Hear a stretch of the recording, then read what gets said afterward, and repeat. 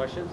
Todd, a moment of moving away from your game for a moment. When you see what went down last week in college football, do you ever allow yourself just to be a fan of the sport and enjoy the excitement? Yeah, I mean, I love college football. I don't get to watch a lot of other games because I watch everything in the Pac-12. But I did watch the Cal game, and Tim DeRuyter's a great friend of mine, their defensive coordinator. I thought he did a masterful job. You know, I mean, I watch it same way, but what you see is, you see, it's hard. One of the hardest things is to handle success, and then just how everybody matches up with everybody. In the course of the year, it's different. You know what I mean? Because you have to get better and get better and get better throughout the year. It's just, I mean, it's just like now. I mean, we got to put, you know. That's one of the biggest things. There's a lot of distractions with that. You can imagine that with our guys and all that stuff. So I even have to say, hey, man, let's move on from what we're doing. It's easy whenever you have to go, when you're going, your next opponent's Utah. So, but no, I'm a fan of it. I think that's it's going to be probably one of those years, and I think it's tough. And they probably don't like me saying it, but I'm a fan, so I'm gonna give them my opinion as a fan, and I think we should have a 18 playoff, because I think the conference champion from the 5 major leagues should be represented. Because you guys know as well as I do, you can schedule a bunch of weak teams. You know, our schedule was a lot harder than when we scheduled it. We didn't. You know, I mean, you look at the teams we played; it's been pretty good. Well, you know, when you get down to the end of the season, teams start playing better and start peaking at different times. And if you're a champion in a major conference, you should be in the playoff. Then you have 3 at-large. You still keep the tradition of the bowls, the major bowls, intact. But you know, for the fans and for, I mean, you know, I can't imagine, you know, just like the year when you work. I think it was Stanford that year. I don't think anybody, most time when they win the Pac-12, they've got a couple losses. The winner does. And you know, I can't imagine, you know, not getting an opportunity when you're the Pac-12 champion or the SEC champion, Big Ten champion. That's just something I hope in the future they'll look at, and maybe it's not for me to say, but that, as a fan, that's one of the things I'd love to see happen. But I don't want to get away from the traditions. I think it's important, the bowls. I don't ever want to get rid of the Rose Bowl or Fiesta Bowl or Sugar Bowl. I think those things are really, really important. I like the bowl system, and I think it can work that way, but I just think the conference champion should mean something. And scheduling shouldn't come into play. We play 9 conference games. That's better for our fan base. It's actually better financially for us, right, than other conferences. And I think that, you know, I think that's what everybody should do. It should be the same for everybody. And I know people say, well, now you're going to play another game. Well, cancel one of those 1AA games. Play 11 games. You know, I don't like those games. Those games make me nervous. I don't like those games. And so that's what I'd tell you about this weekend, is that, you know, this is going to be one of those years, and it doesn't matter. In this league, every week you got to bring it, because it is hard. It's hard to be on the road in this league. I talked about that the other day geographically, and then you know, there's not anybody that can't beat you on any given weekend, and then, you know, you just got to keep getting better and and it's how bad you want it. Now, somebody said that, you know, I just got on an interview. They said, hey, I guess it's better to be lucky than when I'm going, hold on a minute now. They didn't turn the ball over 7 times. They didn't turn the ball over any. And we won. Our guys wanted it, and we outplayed them. And I'm not being arrogant by that. I'm just saying that's a fact. And so, you know, same thing whenever you see these upsets. I mean, those teams earn those things. I mean, they don't just happen. And so, but it's tough that it's really not a positive thing probably for our league right now, because, you know, we're the only Power 5 that doesn't have an undefeated team, and, you know, 2 of them went down in one weekend. Do you think there's more parity across college football as a whole? There is in your conference? You guys probably can answer that better than me. I'm just so engulfed in my league and what I'm doing and my schedule. I really, you know, it's just like when they used to have me vote on that deal. Man, that was hard. That was a hard deal for me to do, because I'm just like, you know, I got enough worried about not trying to do that. But you know, I don't like all the voting stuff and all those things. I think it ought to be played on the field, and I think you could. I don't know. I mean, I think there's. I know in our league, there's not any, you know, any weekend that from top to bottom that you're not gonna. You better come out and you better bring it. So. I know a little bit. I watch a little bit of, because common opponents. I watch a little bit of the Big 12. I think it's pretty similar there. I think there's other leagues though have people at the bottom that are a little bit separated. I think more than what we have in our league. So, you know, everybody thinks their league's the toughest, but you know, I mean, obviously when you look at, I watch Alabama just a little bit because they play early. I watch a little bit of the SEC stuff. You know, they're definitely in a pretty high level. I don't know. I don't watch all the other teams from that league. I know some coaches and stuff that coach in that league that I know, but I don't know that there's a league in the country that there can't be one that has more parity than what our league has. I give up one sack against Washington. Do you think there's some progress? Yeah, I really think that's, you know, our deal is that there's a lot of things that has contributed to those things. We didn't hold the ball. We got the ball out on time. That's what we need. And at times we've held the ball. We protected better. And I think what we did schematically helped. And I think we're finding, because our whole deal is adapting to Manny. That's the whole deal. It doesn't really matter what your philosophy is on all these different things. Is that we've got to, if you'll just do, all I ask them to do on offense is I say, hey, I want you to have 100% ball security, and they did that. They checked that box, and that's the key to winning. And then just, man, I want to eliminate the negatives. And if we'll do that, I feel like with the talent that we have, we're going to be able to score. And you know, we played a heck of a defense, but I still think we should have, you know, with the amount of opportunities we had, we should have scored more points. And there's things we can do to be better disciplined as far as in our execution. And then there's things that, you know, you go back and look at and say, you know, right here, man, we need to give ourselves a chance with maybe getting our best guy the ball right here in this situation or that situation. You know, I think that is the formula for us being successful, is eliminate the negatives. You mentioned Todd Graham might come back as starting quarterback for Utah. Mm-hmm. What does that change the dynamic of their offense? Well, I mean, he's obviously the starter. I think Troy's a very, very talented young man. I mean, he kicked our tail last year. So both those guys are very similar. Both of them are very, very athletic. You know, I think both of them have a command of what they're doing. They're very well coached on the offensive line. Their offensive line is really good. I think their backs are the same back, you know, kind of guys they have every year that's really hard-nosed, tough. When you play Utah, that's just what it's going to be. It's going to be, you better put a little air in your helmet. It's going to be physical. And so, especially going in there.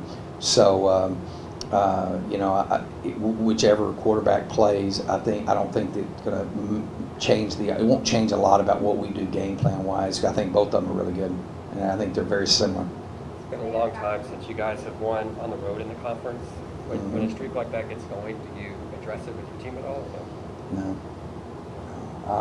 Here's what I talk about. I tell them like what my overall record is on the road in the last 5 years. No. This guy freaking kills me. No. The reality is this. I'm very honest with them. I'll be honest with you. This is what I tell them. We are 0-2 on the road. Doesn't matter what happened last year. We're 0-2 on the road. How have we played on the road, and what's contributed that? We didn't play very good the first half at Texas Tech, and came back and rallied and came up short in a game that, you know, you'd like to have back. So underperformed as far as I'm concerned. We go to Stanford. Stanford, you're seeing, is a really good football team, and very, very well coached. And basically the difference in that game was our inability to make tackles on a really good back, which quite a few people have had a hard time tackling him. And we turned the ball over one more time than they did. So we had 2 interceptions in that game. That was the 10-point game. So so what that tells you is that going on the road, the biggest thing is focus. You're in a hostile environment. That's why it's so hard to play out here, man. That's a great atmosphere, man. That's a great home field advantage. And so it's hard. It's the hardest thing to do. And so you have to be twice as focused, twice as prepared, and you cannot put yourself in adverse situations. So that's what we've talked to them about. And yeah, we have. That's the first thing I open up the deal with is, hey, forget about the last game. I mean, right now we're where we want to be, and all we got to do is figure out how to win this week, and then go to the next week. It's like a single elimination tournament. And so to do that, we're going on the road, and these guys know. We know what it's like to play there. We've got a pretty veteran team, and so I do talk about that. And it's about your mental maturity and how you go about approaching those things. But I also don't think you can ignore that stuff. You gotta know it is harder. It is a challenge. So I'm pretty honest about those things. But I don't think what we did last year has any impact on what we're doing this year. You know what I'm saying? I think just like what we did 3 years ago don't have anything to do with it. This is every year's a new team and a new personality and a new makeup of that team. And the reality is we're 0-2 on the road, and we got to go get that rectified. And to do that, it's just being better prepared. So that's what I tell them. Today I'm practicing the same as championship preparation day. What are you guys going to have to capitalize on That's our whole deal is focusing. Our goal and our mission here is to be the best in the Pac-12, and that starts with winning the South. And so we talk about championship preparation because it happens on on Sunday, Monday, Tuesday, Wednesday, and then obviously you get to game day, it's a little too late. My main thing is just getting them focused, getting and having great preparation. That you practice fast, you practice hard. As you go through, one of the things is being a top-down team. That's what I mean when I'm talking about. I'm talking to the top players out there. You got to want to come to practice and get coached every day. And we should coach our best players the hardest. And sometimes that doesn't happen, especially when you experience success. They kind of say, hey, you need to chill out, coach. Okay, as you see, we had a pretty good game last week. So I coach them harder when you experience success. Sometimes when you're not experiencing success is when you better hold on and be positive. So that's what I mean. Championship preparation is that if we'll prepare and we'll go out every day, and every person will give us his best every single day, and that's coach, player, manager, trainer, everybody out there. That's the minimum expectation for having a chance to be successful on Saturday. Coach, you said earlier this year you guys were searching for a bit of an identity. Was last Saturday kind of the identity you want this team to have with the defense play, the long drives? Oh, I think it's evolving, but I don't think by any means that we've arrived at all. I mean, last Saturday was awesome. I'm not going to sit here and lie to you. I mean, it was as gratifying of a win as I've had, especially the way our guys prepared and the way they executed the plan.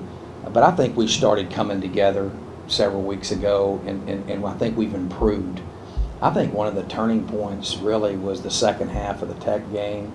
I think we started getting better, moving forward from there, and I really don't think, I'm not talking about players. I'm talking about us as coaches and everybody. It's just the challenges of getting that going. I told somebody the other day we don't have a preseason. You just go right and you start playing, and so you better get it right before you start playing conference play.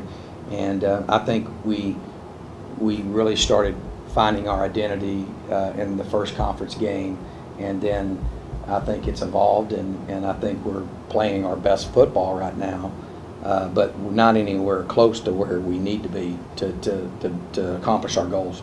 Code and You Tressa. mentioned the Texas Tech and Stanford games. It was a one-score game in the fourth quarter. Do you feel, as a whole, this team is much more resilient than it was this time last year? I don't know. I mean, I think we're a lot better football team. We were 5-1 last year, but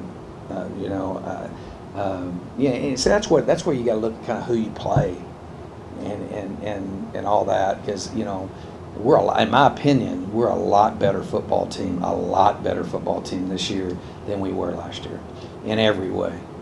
So, but we still got a long way to go. We got a lot of. We can be a lot better. We can do things a lot better than we're doing. Those questions biggest compilation I get is people are asking, how good of a team is this team this year? What is the biggest difference?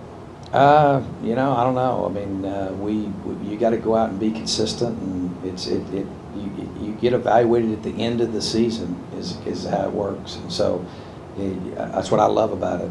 You win or you don't. And so we'll see how that pans out as we move down the stretch. Greg? Coach, forgive me if you've addressed this before. What happened in the second half that Tech didn't able to carry on? You know, that's a great question. I'll be real honest with you. I think that, and I said this the other day, it has been, you got a team that's been trained for years. Most of these guys have been here 3 or 4 years that are playing. And with change happens, and you try to, the key is not vacating all the work you did with that team development. Does that make sense? You can't just totally change the system. And so, but with new people, it's just a challenge. Those things are, and so with all the change, it was such a challenge where we were just sluggish. I knew we had the potential to have a good team. We were just sluggish. We weren't adapting. We were trying to, but we weren't adapting to our players like we needed to. And I think what happened in that second half is we started to click. We started to do the things that we need to do. We started getting the ball out on time.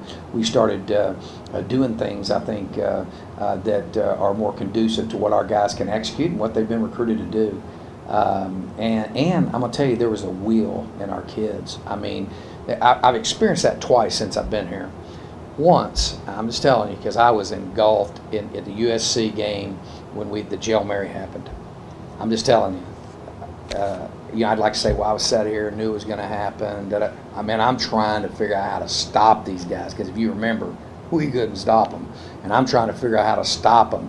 And I just kept hearing Berkovici. I just kept hearing these kids, going to win this game, going to win this game, going to win this game. And it was the team. It was they took over. That's kind of what happened at Tech. I mean, our guys it was no longer me or the coaches coaching. It was N'Keal Harry. It was, DeMario Richards. It was, DJ Calhoun. I mean, and it was like, no, this is not going this way. And it was something that I just think that at the end of the day, we stand on the sideline and we're responsible, and and coaching matters. But man, I mean, it was just a point that I kind of felt the same way. Like, man, that was impressive to watch those kids. This is not happening today, and that's kind of what happened. Well, I've seen that happen twice since I've been here, and I think that shows what kind of heart and character these guys have, and I think it happens when you have a veteran team. Like, God, the more investment you have, I mean, I remember DJ, and that, I mean, I went like, he was like, he's pretty adamant about that this wasn't happening, and I didn't say nothing. That's and then you got something, you know what I mean? Because in reality, this is, our job is to give them everything we got. But this is their team. And there's so much in football because of the physicality of it that becomes about your will. It becomes about the will of a team. And how bad do you want it? That's what I seen. You ask me what I see when I watch those games. I just see that team wants it more than that team. That team might have more talent, but that team. Somebody got this team. Something about this. Them boys at Syracuse. There's something about them old guys now. I watched a couple of their games. They didn't look like that. Something happened. And that's what's awesome about. That's what I love about college football, because that's the intangibles are so. You're dealing with 18 to 22-year-olds, man. The emotions are a challenge, And so the more they have invested, that's when you see those things show up. So that's where I think with this team. It's every day. It's almost exhausting when you're with an inexperienced team, because you're the heart and soul. You're the leader. You're the one talking about it every day. You're trying to inspire them. You're trying to motivate them. But at the end of the day, man, I mean, I can't give them their confidence. It's got to come from within them, and that's what happened. I think in that game, I think our guys really came together, and then we've started to improve ever since that point. Still got a long way to go, and we ain't done nothing yet. I mean, we played 3 conference games. Last quick one, Tressa. Got it on here. You did? Okay. Go ahead. Last week against Washington, am I No, we sent we house blitzed them about 4 or 5 times. We did some things that we actually would show them like we were bringing. We'd show 7 on the line and rush 3. We'd show and we'd be 3 from the field or 3 from the boundary.